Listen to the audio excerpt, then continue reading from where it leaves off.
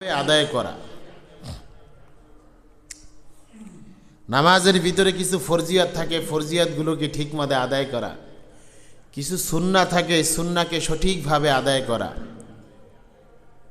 এবং নামাজের ভিতরে কিছু ওয়াজিব থাকে, ওয়াজিবগুলোকে সঠিকভাবে আদায় করা। এটাকে বলা হয় কায়েম। নামাজকে নামাজের মতো আদায় করো।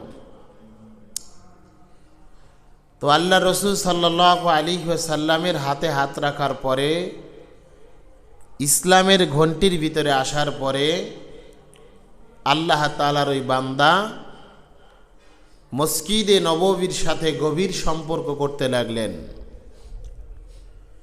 এবং তিনি প্রতিদিন নামাজ পড়তে লাগলেন। যেহেতু তাকে বোঝানো হয়েছে যে কালেমা পড়ার পরে, মুসলমান হওয়ার পরে সর্বপ্রথম তোমার দায়িত্ব হচ্ছে নামাজ আদায় করা।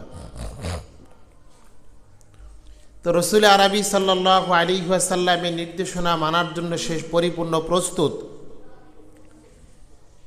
কিন্তু সে নামাজ পড়ে, নামাজের পরে সে ইহুদি অবস্থায় যে সমস্ত অপরাধের সাথে জড়িত ছিল, হাত দ্বারা অপরাধ করত, চোখ দ্বারা অপরাধ করত, মানুষের ধন সম্পদ লুণ্ঠন করত, এই অপরাধজনিত কার্যক্রমগুলো নামাজ পড়ার পরেও বন্ধ হচ্ছে না। তো দেখা যায় আল্লাহ পাক বলেন, ইন্না সলাতা তানহা আনিল ফাহশাই ওয়াল মুনকার। নামাজ মানুষকে অশ্লীল, বেহায়াপনা, গুনাহের কার্যক্রম থেকে বাঁচায় রাখে। কিন্তু হযরত সাহাবায়ে কেরামের অভিযোগ হচ্ছে রসুলের দরবারে, ইয়া রাসূলুল্লাহ, আপনার এই নবমুসলিম যিনি আপনার নিকট ইসলাম গ্রহণ করেছে, সে নামাজ পড়ে ঠিক, কিন্তু সে তার গুনাহের কার্যক্রম তো ছাড়তেছে না, তার অপরাধজনিত কার্যক্রমকে সে ছাড়তেছে না, তার অপরাধ চলতেই আছে। রসুল আরবি হযরত সাহাবায়ে কেরামগণের এই অভিযোগ শোনার পরে আল্লাহ রসুল বলেন, সাহাবারা, সে সবে মাত্র মুসলমান হয়েছে, তাকে তোমরা সময় দাও কিছুদিন। এমনিতেই দেখবা যখন তার ভিতরে দরদ এসে পড়বে তখন সে সূরা কেরাত শিখবে, নামাজের ভিতরে যে খুজু দরকার সেটা সে পয়দা করে নেবে। আল্লাহর রসুলের এই ভাষ্যমতে বাস্তবেই দেখা গেল, কিছুদিন যাওয়ার পরে আল্লাহর রসুলের হাতে হাত রেখে ওই নবমুসলিম এখন আগের মতো সে আর মানুষের সাথে খারাপ ব্যবহার করে না, মানুষের ধন সম্পদ লুণ্ঠন করে না। নামাজ পড়ার কারণে সে আল্লাহর রসুলের সেই ভাষ্য মতে সমস্ত অপকর্ম সে মুক্ত হয়ে গেল। বলে সুবহানাল্লাহ। ইন্না সলাতা তানহা আনিল ফাহশাই ওয়াল মুনকার। আল্লাহর রসুল বলেন, সমস্ত অপরাধজনিত কার্যক্রম থেকে, ফাহিশা কর্ম থেকে মানুষকে এই নামাজ হেফাজত করবে। বাবা,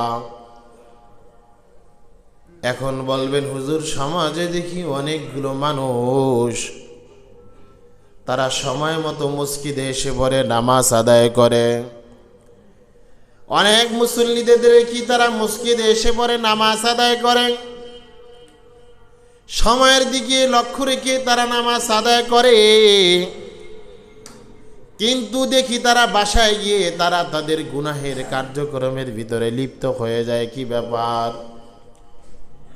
কয়, যখন দেখবেন এমন কোনো পরিস্থিতি কোনো মুসল্লি বাবার মধ্যে দেখা দেয়, সময় মতো নামাজ পড়ে কিন্তু আবার গুনার মধ্যে লিপ্ত হয়ে যায়। আল্লাহর রাসূল বলেন, এমন কোনো অপরাধজনিত কাজের মধ্যে যদি দুনিয়ার কোনো মুসল্লি লিপ্ত হয়, তাহলে তোমরা বুঝে নিবা এই মুসল্লিটা যেভাবে নামাজ পড়ার দরকার ছিল, যেই তরিকায় নামাজ পড়ার দরকার ছিল, কয় নামাজের মধ্যে সূরা কেরাতগুলো যেইভাবে সহি শুদ্ধভাবে পড়ার দরকার ছিল, আল্লাহর এই বান্দা সহিভাবে নামাজের ভিতরে সূরা পড়ে না, কেরাত পড়ে না। আল্লাহর এই বান্দা সহিভাবে নামাজের রুকু সেজদা আদায় করে না। কয় নামাজের ভিতরে যেমনি ভাবে তাসবিহ তাহলিল গুলো পাঠ করা দরকার হয়, আল্লাহর এই বান্দা ঠিক তেমনি ভাবে তাসবিহ তাহলিল গুলো পাঠ করে না, যার কারণে দেখা যায় নামাজের দ্বারা সে যেই পরিমাণ উপকার অর্জন করার দরকার ছিল ওই পরিমাণ উপকার আল্লাহর বান্দা হাসিল করতে পারে নাই, অর্জন করতে পারে নাই। সরকারে দো আলম বলে নামাজ কতটা গুরুত্বপূর্ণ জানো? আল্লাহর রসুল বলেন আসসালাতু মিফতাহু মিনাল জান্নাহ, এই নামাজ হবে তোমার আমার জান্নাতে প্রবেশ করার চাবি। বলেন সুবহানাল্লাহ। দুনিয়ার হায়াতের জিন্দেগি পরিচালনা করতে গিয়ে নামি দামি অট্টালিকা বানাই, বাড়ি বানাই, বিল্ডিং বানাই। এই নামি দামি অট্টালিকা বিল্ডিং প্রাসাদ বানাইতে গিয়ে ঘরের ভিতরে অনেক নামি দামি আসবাবগুলোকে আমরা রেখে দেই। নামি দামি আসবাবগুলোকে রাখার জন্য আমরা নামি দামি জায়গাকে আমরা ব্যবস্থা করে নেই। ওই নামি দামি যা জিনিসগুলোকে রাখার জন্য বিভিন্ন আলমারি এবং বিভিন্ন গহনা রাখার জন্য শক্তিশালী তালার ব্যবহার করি। আমার মাথার ভিতরে টেনশন থাকে, যদি আমি নরমাল তালা ব্যবহার করি, আমার দোকানের ভিতরে লক্ষ কোটি টাকার সম্পদ, যদি নরমাল তালা ব্যবহার করি তাহলে হয়তো আমার সম্পদগুলা বাজেয়াপ্ত হয়ে যাবে, ডাকাতের নজরে চলে যাবে, আমার দোকানের তালাটাকে ভেঙে নিয়ে যাবে। কয়েক হাজার টাকা দিয়ে তালা ক্রয় করলাম, কয়েক হাজার টাকা দিয়ে তালা ক্রয় করার পর এখন যদি আমি দোকানদার থেকে চাবি না ক্রয় করি, চাবি ছাড়া তালা যেমনি ভাবে মূল্যহীন, ঠিক তেমনি ভাবে আমি দান করলাম, সদকা করলাম, আমি আমার মা বাবার সাথে ভালো ব্যবহার করলাম, আমি আমার হায়াতের জিন্দেগিতে কয়েকবার আমি হজ করলাম, জান্নাত পাবো পাবো এমন একটি মনের আশা আমার দিলের মধ্যে রয়ে গেল। কিন্তু বাবা, যদিও জান্নাত পাওয়া যায়, এই জান্নাত নামক তালার চাবি নামাজ যদি আপনার আমার ঠিক না থাকে, হায়াতের জিন্দেগিতে দান করলেন, সদকা করলেন, হজ করলেন, আরো অন্যান্য ভালো ভালো কাজগুলো করা হয়, কিন্তু নামাজ যদি না থাকে, নামাজ নামক ইবাদত যদি আপনার আমার আমল নামায় না থাকে, তাহলে বুঝে নিবেন আপনার ওজিফা, আপনার তাসবিহ তাহলিল, আপনার হজ যাকাত এগুলো সব বিফলে চলে যাবে। এই জন্য আপনার আমার প্রতিজ্ঞাবদ্ধ হতে হবে। অনেক সময় দেখা যায় প্রচণ্ড গরমকাল যখন এসে পড়ে, অনেক মুরব্বীরা আছে এই গরমের ভিতরেও মহান রবকে ডাকার জন্য মসজিদে চলে আসে। আবার দেখা যায় যখন প্রচণ্ড ঠান্ডা শুরু হয়, এই ঠান্ডাকে উপেক্ষা করিয়া অনেক মুরব্বী বাবাজিরা মসজিদে চলে আসে মহান রবকে ডাকার জন্য। এটাই হলো বাবা হায়াতের জিন্দেগির পরীক্ষা। কখনো গরম আসবে, কখনো ঠান্ডা আসবে, আবার কখনো ঠান্ডাও নাই, গরমও নাই, স্বাভাবিক থাকবে। সমস্ত বাধাকে উপেক্ষা করিয়া যারা মহান রবের কদমে সেজদা দেওয়ার জন্য মসজিদের পানে ছুটে আসবে, আল্লাহর রাসূল বলেন আল্লাহ পাক ওই ইমানদার বান্দা বান্দিকে দুনিয়ার জিন্দেগি এবং আখিরাত মিলায়া তাকে 5টা পুরস্কারে পুরস্কৃত করবেন। বলেন সুবহানাল্লাহ। 1 নাম্বার যে পুরস্কারটা দেবেন সেটা হলো দুনিয়ার হায়াতের পুরস্কার। বাবা, আমরা আমাদের রিজিকের জন্য হায়াতের জিন্দেগিটাকে বিসর্জন করে দেই। মসজিদের মিনারায় আজান হয়, আমরা আজানকে উপেক্ষা করে রিজিকের জন্য দৌড় দেই। মসজিদের মিনারায় আজান হয়, কিন্তু আমি আমার অফিস নিয়ে ব্যস্ত। মসজিদের মিনারায় আজান হয়, আমি আমার মেল ফ্যাক্টরি নিয়ে ব্যস্ত। আল্লাহর রাসূল বলেন আমার উম্মত যদি নামাজকে নামাজের মতো আদায় করতে পারা, সময়ের দিকে লক্ষ্য করে খুশু খুজুর সাথে যদি তুমি নামাজ আদায় করতে পারো, তাহলে আমার আল্লাহ হায়াতের জিন্দেগিতে যে তোমার প্রথম সমস্যা রিজিকের সমস্যা, যেই সমস্যার কারণে তুমি নামাজ পড়তে পারো না, আমার আল্লাহ তোমার এই নামাজের কারণে, নামাজের প্রতি যত্নশীল হওয়ার কারণে আমার আল্লাহ তোমার সমস্ত পেরেশানি রিজিকের অভাব দূর করে দেবেন। বলেন সুবহানাল্লাহ। আজকে আমরা নামাজকে নামাজ মনে করি না, গুরুত্ব দেওয়ার চেষ্টা করি না, অথচ আল্লাহর রাসূলের সাহাবী আব্দুল্লাহ আনসারী নামে আল্লাহর এক বান্দা, রাসূলুল্লাহর সাহাবী আব্দুল্লাহ আনসারী প্রতিদিন নামাজ আদায় করে ঠিক, কিন্তু মসজিদে আগে যায় না, মসজিদে সবার পরে যায়, আবার পরে যায় কিন্তু লাস্টে আসে। বিষয়টা এরকম নয়। আল্লাহর রাসূলের সাহাবী আব্দুল্লাহ আনসারী, সাহাবায়ে কেরামদের জীবনী বারবার কেন বলা হয় পড়েন? সাহাবায়ে কেরামের জীবনী যত পড়বেন হায়াতের ভিতরে অল্প তুষ্টি পাইবেন। সাহাবায়ে কেরামের জীবনী যত পড়বেন তত বেশি পরিমাণ হায়াতের জিন্দেগিটা সুন্দরভাবে সাজাইতে পারবেন। হায়াতের জিন্দেগিটা ততটা রঙিন হবে, অল্প তুষ্টি হবে। খাই খাই জিন্দেগিটা আরো দরকার করতে করতে নামাজ বাদ দিলাম, রাসূলুল্লাহর আদর্শকে বাদ দিলাম। সাহাবায়ে কেরামের জীবনী যখন পড়া হবে তখন নিজেকে মনে করা হবে, না না, আমি দুনিয়ার জিন্দেগির ভিতরে সবচেয়ে বড় ধনাঢ্য ব্যক্তি, আমার চেয়ে ভালো প্রফেশনাল ব্যক্তি দুনিয়ায় আর কেউ নাই। আব্দুল্লাহ আনসারী প্রতিদিন মসজিদে সবার শেষে যায়, আবার সবার আগে বের হয়ে যায়।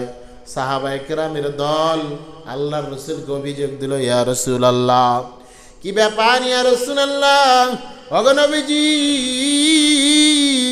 আপনার সাহাবী আব্দুল্লাহ আনসারী প্রতিদিন মসজিদে নববীতে সবার শেষে আসে, আবার সবার আগে সালাম ফিরায় চলে যায়। ইয়া রাসূলুল্লাহ, ইয়া হাবিবাল্লাহ, আপনার সাহাবী আব্দুল্লাহ আনসারী, তাকে কোনোদিন দেখলাম না আজকে মসজিদে নববীর তালিমে বসল। সে কোনোদিন আপনার নসিহত শ্রবণ করার জন্য সে মসজিদের মিম্বারের কাছে গিয়া বসল। ইয়া রাসূলুল্লাহ, ইয়া হাবিবাল্লাহ, আগা নবী আমার, কি করা যায় আপনার আব্দুল্লাহ আনসারীর ব্যাপারে? রাসূল আরবি বললেন, সাহাবারা তোমরা দেখি আমার আব্দুল্লাহ আনসারী আজকে আগে আসে কিনা। যদি আমার সাহাবী আব্দুল্লাহ আনসারী আগে আসে তাহলে আমি তাকে ইশারা দিয়া বসাইব এবং তাকে বলবো, তুমি নামাজের পর মসজিদে বসো, তোমার সাথে কথা আছে। কিন্তু আল্লাহর কি কারিশমা, আব্দুল্লাহ আনসারী মসজিদে সবে মাত্র আল্লাহু আকবার বলিয়া তাকবীরে তাহরিমা বলিয়া জামাতে দাঁড়াইছে, আল্লাহর রাসূলের প্রিয় সাহাবী আব্দুল্লাহ আনসারী মসজিদে নববীতে প্রবেশ করলেন। আব্দুল্লাহ আনসারী মসজিদে নববীর ভিতরে প্রবেশ করার পর যখন নামাজ সমাপ্ত হয়ে যায় তখন নামাজ সালাম ফিরাইতে সে দেরি হয়, কিন্তু আব্দুল্লাহ আনসারী মসজিদে নববী থেকে বের হইতে দেরি হয় না। সাহাবায়ে কেরামদেরকে জিজ্ঞেস করলেন, ইয়া রাসূলুল্লাহ, আজকেও আপনার সাহাবী আব্দুল্লাহ আনসারীকে ধরার মতো কোনো পরিস্থিতি পাই নাই। কি ব্যাপার, কেন, কি হইল, কোথায় চলে গেল? আপনার সাহাবী আজকেও সালাম ফিরানোর সাথে সাথে বাসায় চলে গেল। আল্লাহর রাসূল সাহাবীদেরকে ডাক দেয়া বলে, আবু বকর, ওমর, নামাজের পরে তোমরা প্রস্তুতি হয়ে থাইকো, আজকে আব্দুল্লাহ আনসারীর বাড়িতে আমরা চলে যাইব। সরাসরি তার বাসায় গিয়ে তার সাথে আমরা কথোপকথন করব, দেখবো আব্দুল্লাহ আনসারীর সমস্যাটা কোথায়, কি ব্যাপার, আব্দুল্লাহ আনসারীর কোথায় সমস্যা, কি ব্যাপার, কেন সে নামাজে আগে যায় না। আল্লাহর রাসূল সালাম ফিরানোর পর আব্দুল্লাহ আনসারীর বাড়িতে চলে যায়। আব্দুল্লাহ আনসারীর বাড়িতে যাওয়ার পর দরওয়াজার সামনে যাওয়ার পর একবার নয়, দুইবার নয়, তিনবার আব্দুল্লাহ আনসারীর ঘরের দরওয়াজার সামনে গিয়ে সালাম দেয়। নিয়ম হইল কারো বাসায় যায় তিনবার সালাম দেওয়া। একবার সালাম দিলে যদি জবাব না দেয় গোসা না করা, দ্বিতীয়বার সালাম দেওয়ার পরেও গোসা না করা। কারণ আপনি আর একজনের বাসায় গেলেন, ভিতরে হয়তো তারা অপরিস্থিতিমূলক আছে, তাদের পোশাক আদি হয়তো ভিন্ন হালতে আছে, এই জন্য একবার সালাম দিলেই জবাব না দিলে রাগান্বিত না করা। আমরা তো বারবার ঘরের দরওয়াজা গিয়ে নক করি, না হয়তো ঘরের ভিতরে কোনো মাসুম বাচ্চা ঘুমায়, আপনার দরওয়াজার খটখটানি শ্রবণ করার পর হয়তো বাচ্চাটা ঘুম থেকে জাগ্রত হয়ে যাইবে। এই জন্য সাউন্ডটা বেশি দৃঢ় হলো অন্যের ঘরের দরওয়াজার সামনে গিয়ে সালাম দাও।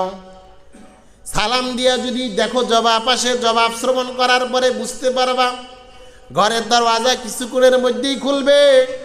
এটাই হলো নিয়ম, এটাই হলো রাসূলুল্লাহর তরিকা। আল্লাহ রসুল তিনবার সালাম দেন, সালামের কোনো জবাব নাই।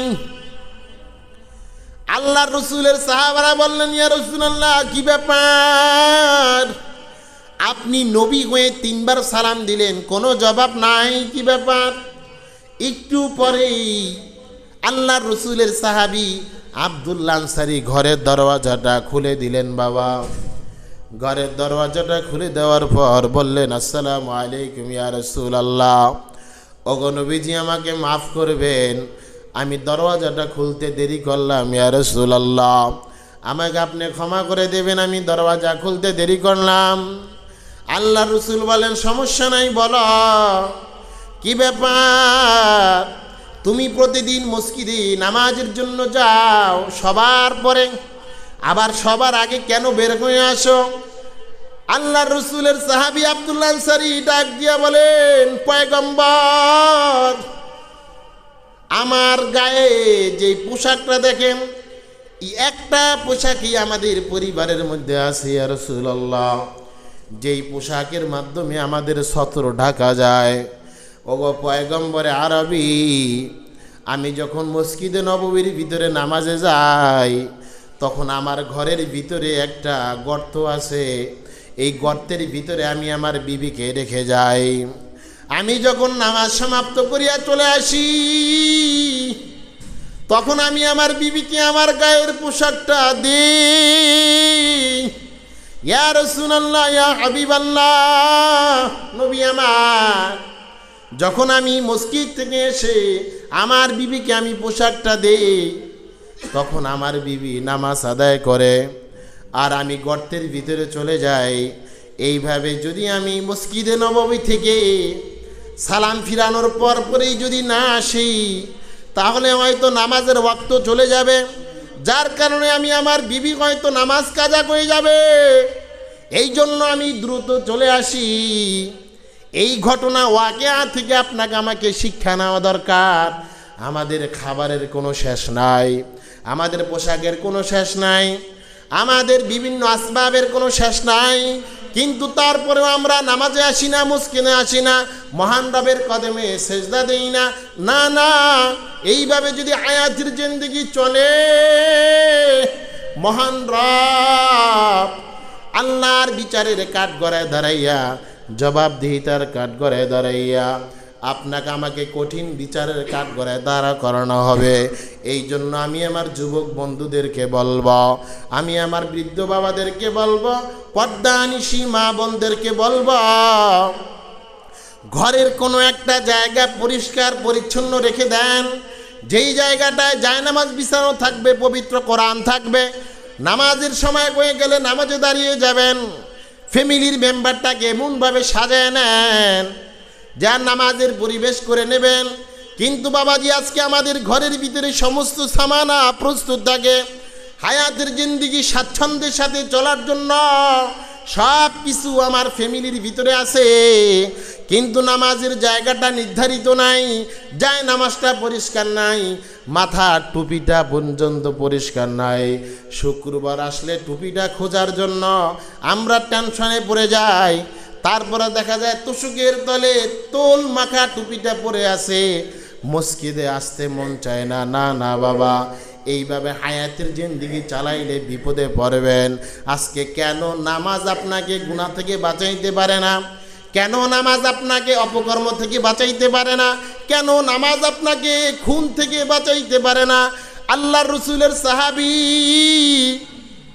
সাহাবায়ে কিরামদেরকে নিয়ে জাতুর রেকা নামক যুদ্ধের ময়দানে যুদ্ধের কার্যক্রমগুলো সমাপ্ত করার পর পয়গম্বরে আরবি ওনার সাহাবায়ে কেরামদেরকে নিয়ে বললেন, হ্যাঁ সাহাবায়ে কেরাম দলেরা, যেহেতু যুদ্ধ সমাপ্ত হয়ে গেল, চলো আমরা চলে যাই। নামাজের ভিতরে কি পরিমাণ মনোযোগ ছিল সাহাবায়ে কেরামের, কি পরিমাণ দিল ছিল সাহাবায়ে কেরামের নামাজের মধ্যে। সাহাবায়ে কেরামের জীবনী পড়েন, হায়াতুস সাহাবা পড়েন, জীবনকে পরিবর্তন করার চেষ্টা করেন। তারা কিভাবে নামাজের মাধ্যমে গুনাহ থেকে বিরত রাখল।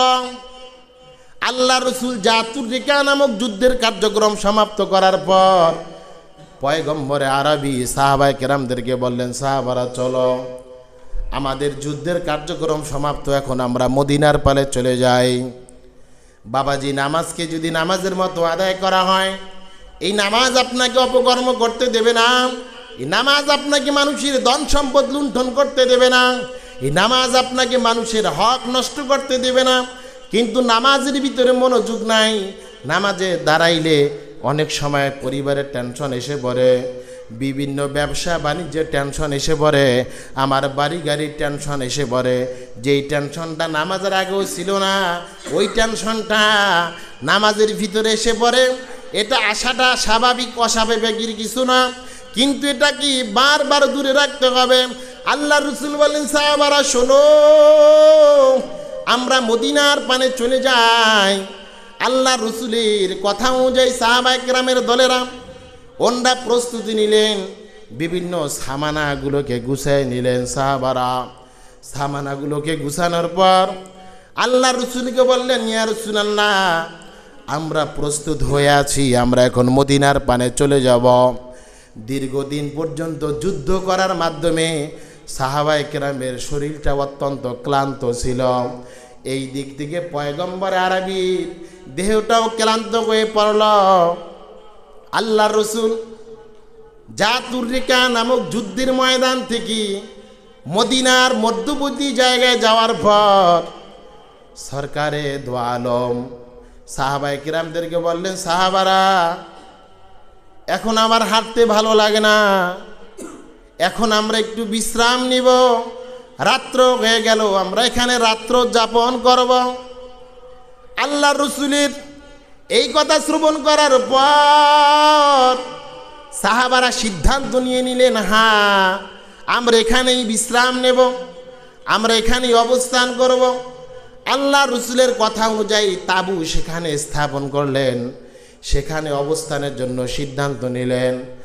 আল্লাহ রসুল পরামর্শ করে বললেন, এই সাহাবারা, তোমাদের ভিতরে দুইজন সাহাবী দাঁড়ায় যাও, আম্মার বিন ইয়াসার এবং আব্বাদ বিন বাশির। আম্মার বিন ইয়াসার এবং আব্বাদ বিন বিশির, এই দুইজন সাহাবী তোমরা আজকে আমাদের এই তাঁবুটাকে পাহারা দিবা, আমরা এখানে অবস্থান করব, তোমরা পাহারা দিবা আমাদেরকে, তোমাদেরকে জিম্মাদারি দেওয়া হইল, তোমরা আমাদেরকে পাহারা দিবা। আল্লাহ রসুল নিয়ম অনুযায়ী তাদেরকে পাহারায় রেখে পয়গম্বরে আরবি অন্যান্য সাহাবায়ে কেরামদেরকে নিয়ে ঘুমিয়ে পড়লেন। আব্বাদ বিন বিশির এবং আম্মার বিন ইয়াসার, তারা দুইজনে এখন জাগ্রত হালতে আছেন। দুইজনে পুনরায় পরামর্শ করলেন, এই আব্বাদ বিন বাশির, আম্মার বিন ইয়াসার, আমরা দুইজনেই তো জাগ্রত আছি, সুতরাং জাগ্রত থেকে লাভ কি? আমাদের চতুর্পাশে তো কোনো শত্রু নাই, কোনো আমাদেরকে আক্রমণ করার মতো কেউ নাই, সুতরাং দুইজনের মধ্যে একজন আমরা ঘুমিয়ে যাই, আর একজন আমরা জাগ্রত থেকে পাহারা দেই। আম্মার বিন ইয়াসার এবং আব্বাদ বিন বিশির এই দুইজনের পরামর্শ অনুযায়ী আব্বাদ বিন বিশির বললেন, আম্মার বিন ইয়াসির, ভাই তুমি ঘুমিয়ে যাও, আমি পাহারা দেই, আমি পাহারারত থাকি, তুমি ঘুমিয়ে যাও।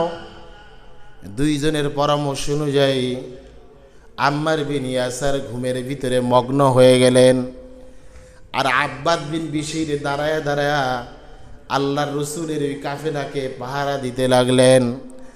আব্বাদ বিন বিশির নিজে মনে মনে ভাবলেন, আমি এখন দাঁড়িয়ে থেকে লাভ কি? আমি তাহাজ্জুদের নামাজে দাঁড়ায়া যাই, আমি তাহাজ্জুদের নামাজে দাঁড়ায়া যাই, আমি তাহাজ্জুদে নামাজ পড়তে থাকি। আল্লাহর রসুলের এই সাহাবী কত বড় বুজুর্গ ছিলেন, কত বড় জলিল কদর সাহাবী ছিলেন। আল্লাহ রসুলের সাহাবী আম্মার বিন ইয়াসার যখন ঘুমের মধ্যে মগ্ন, আব্বাদ বিন বিশির নামাজে দাঁড়ায় গেলেন। বাবা, ওই দিক দিয়ে কুখ্যাত কাফের, কুখ্যাত বেঈমানের দলেরা পূর্ব থেকে টার্গেট করতেছিলেন আল্লাহ রসুলের সাহাবায়ে কেরামের এই দলটা কোন দিক দিয়ে যায়, যদি সুযোগ হয় তাদেরকে আমরা আক্রমণ করব। এই আব্বাদ বিন বিশির যখন নামাজে দাঁড়াইল, পাহাড়ের পাদদেশ থেকে দেখলেন ইহুদিরা যে একটা মানুষ দাঁড়িয়ে আছে, তার শরীরে কোনো বর্ষা নাই, কোনো অস্ত্র নাই। এখনই আমাদের সুযোগ আছে এই লোকটাকে তীর নিক্ষেপ করে শেষ করে দেওয়া, এখনই আমাদের সুযোগ আছে এই লোকটাকে তীর নিক্ষেপ করে শেষ করে দেওয়া। হয়তো এই সুযোগ আর কোনোদিন ফিরে আসবে না। এই বিষয়টাকে সামনে রেখে ইহুদির দলেরা, মুনাফিকের দলেরা, বেঈমানের দলেরা আব্বাদ বিন বিশিরের দিকে তীর নিক্ষেপ করে দেয়। এই ঘটনা থেকে বর্তমান সময়ের বাস্তব ঘটনা প্রমাণিত হয়। বেঈমানরা নামাজরত অবস্থায় মুসলমানদেরকে আঘাত করত, বেঈমানরা নামাজরত অবস্থায় রাসূলুল্লাহকে আঘাত করত, বেঈমানরা মুনাফিকরা ইহুদিরা নামাজরত অবস্থায় আল্লাহ রসুলের গর্দানকে ভাগ করার মতো ষড়যন্ত্র করত। এই ঘটনা দ্বারা বাস্তব প্রমাণ হয়ে যায়, যারা টঙ্গীর ময়দানে নামাজরত অবস্থায় আমার মুসলমান ভাইদেরকে আক্রমণ করে হত্যা করলো, তারা আর কেউ নয়, তারা ইহুদিদের বাচ্চা। কথা বলেন ঠিক কিনা? এটার দ্বারা সত্য প্রমাণিত হয়ে যায়। যারা গত পরশুদিন তাহাজ্জুদের নামাজরত অবস্থায় এই সন্ত্রাসের দলেরা আমার মুসলমান ভাইদেরকে হত্যা করার মতো ষড়যন্ত্র করেছে, হত্যা করে তাদেরকে দুনিয়া থেকে বিদায় করেছে, তারা ইহুদি ইসরায়েলের দালাল। ঠিক কিনা জানে বলো? এদের সাথে আর কোনো আপোষ নাই। এরা মাথায় টুপি দিল, এরা মূলত ইসরায়েলের পা চাটা গোলাম। এদের চাবি কাঠি অন্য কোথাও থেকে নাড়া হয়। এদের দিল পচে গেছে, দুর্গন্ধ ছড়িয়ে গেছে। এদের সাথে কোনো মুসলমানদের আপোষ হতে পারে না। ইতিমধ্যে কুখ্যাত সন্ত্রাস, এদের মধ্যে অন্যতম মুআজ বিন নূর নামক একজন জারজ আছে। এই জারজের কুপ্রচনা এবং তার ষড়যন্ত্রের জালের মাধ্যমেই এই ষড়যন্ত্রের আক্রমণের জাল বুনা হয়। গতকাল রাত 12টায় তাকে সম্ভবত খিলখ্যাত বাসা থেকে তাকে গ্রেপ্তার করা হয়েছে। আমরা শুধু এই গ্রেপ্তারের ভিতরে আমরা ক্ষান্ত থাকব না। এই সন্ত্রাস বাহিনীকে সর্বোচ্চ মৃত্যুর বদলে মৃত্যু তাদেরকে দিতেই হবে, আর নয় তাদেরকে সোজা করা সম্ভব নয়। সেদিন হাসানাত আবদুল্লাহ এবং সার্জিস আলম বলেছিল যে আপনারা একটু ক্ষান্ত থাকেন, আপনাদের সাথে কথা বলেছি, ওলামায়ে কেরামদের সাথে আমরা একটা পরামর্শ করে আপনাদেরকে আমরা ফলাফল জানাচ্ছি। কিন্তু তারা তাদের পূর্ব পরিকল্পনাকে বাস্তবতা রূপদান করার জন্য তারা তাদের সেই মনের খায়েশকে তারা বাস্তবতা রূপদান করেছে। মোহতারাম হাজরিন, এই ধরনের ষড়যন্ত্রকারীরা রসুল আরবির জামানাও ছিল, সুতরাং এটা নতুন কিছু নয়। হয়তো তাদের শেষ নিঃশ্বাস ত্যাগ তারা এই আক্রমণের মাধ্যমে করেছে। আপনারা জানলে অবাক হবেন, 2018 সালে মাসুম বাচ্চা, নিজের সন্তান, যেখানে একটি মাদ্রাসাও ছিল, এখন হয়তো মাদ্রাসা নাই, সে মাদ্রাসা ছাত্র নিজের সন্তান, সে মাদ্রাসায় পড়ে, নিজের সন্তান না কার সন্তান সেটাকে তারা লক্ষ্য করে নাই। তারা নিজের সন্তানকে পর্যন্ত মাথায় আঘাত করে মাথার মগজ বের করে দিয়েছে, কারো হাত ভেঙে দিয়েছে।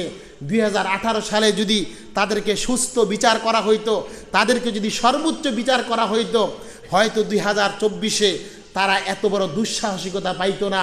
কিন্তু এই 2024 সালে এসেও আপনারা জানলে অবাক হবেন, সন্তান করে এই সাদ সাহেবের সন্ত্রাসী গ্রুপ আর বাবা করে ওলামায়ে কেরামের দল। আপনারা ছবিটা দেখলে নিজেকে স্থির রাখা ঠিক হবে না, স্থির রাখা যাবে না। এই সন্তান অন্য এতাতি লোকদেরকে নিয়ে বলে আমার বাবা অমুক জায়গায় অবস্থান করে, সে আরও এক সপ্তাহ আগে থেকে সে মাঠকে পরিষ্কার করার জন্য কার্যক্রম করার জন্য এসেছে, অমুক জায়গায় থাকে, তোমরা চলো, ছুরি নিয়ে চলো। ঠিকই অমুক জায়গায় যাওয়ার পর দেখে বাবা ঘুমন্ত অবস্থায়। সেই বাবাকে ঘুমন্ত অবস্থায় তার গলার ভিতরে ছুরি চালিয়ে জাগার ভিতরে শাহাদাত বরণ করিয়ে দেওয়া হয়েছে। মহতারাম হাজরিন, এই ঘটনা থেকে আমাদেরকে চৌকান্ন থাকতে হবে, সতর্ক থাকতে হবে। যাদেরকে দাওয়াত ও তাবলীগের কাজের মাধ্যমে নিজের জীবন পরিবর্তন, অন্য ভাইকে হেফাজত করার, তার ভিতরে বোধগম্য বুদ্ধি আসার কথা ছিল। কিন্তু এটা কোন ধরনের দাওয়াত, এটা কোন ধরনের মেহনত, যেই মেহনত তাকে অন্যের গলায় ছুরি চালাইতে তার দিলটাকে বাধা দেয় না, যেই দাওয়াত, যেই মেহনত তাকে অন্যকে অস্ত্র প্রচার করতে তাকে দ্বিধাবোধ করে না, এই ধরনের লোককে আমরা এই ধরনের ময়দানে চাই না। তারা যদি বাস্তবেই খুনি হয়ে থাকে, তারা খুনের ময়দানে নিজেদেরকে পরিচয় দিবে, তাদেরকে এই ময়দানে আর জায়গা দেওয়া হবে না। মোহতারাম হাজরিন, সতর্ক থাকবেন।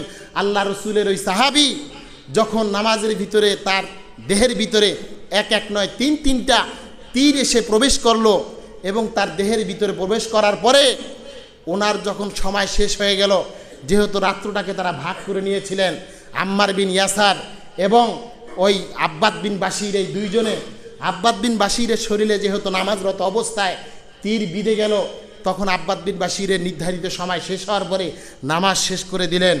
যখন আম্মার বিন ইয়াসারকে ডাকা হলো, তখন আম্মার বিন ইয়াসার দেখলেন যে তার শরীর থেকে প্রচুর ব্যাগে রক্ত ফিনকি আকারে বের হচ্ছে, রক্ত ফিনকি দিয়ে বের হচ্ছে। আম্মার বিন ইয়াসার অবাক হয়ে গেলেন, কি ব্যাপার ভাই, তোমার দেহের ভিতরে তীর দেখা যাচ্ছে, আবার রক্ত ফিনকি দিয়ে বের হচ্ছে, তুমি কি আমাকে আগে ভাগে ডাকবা না?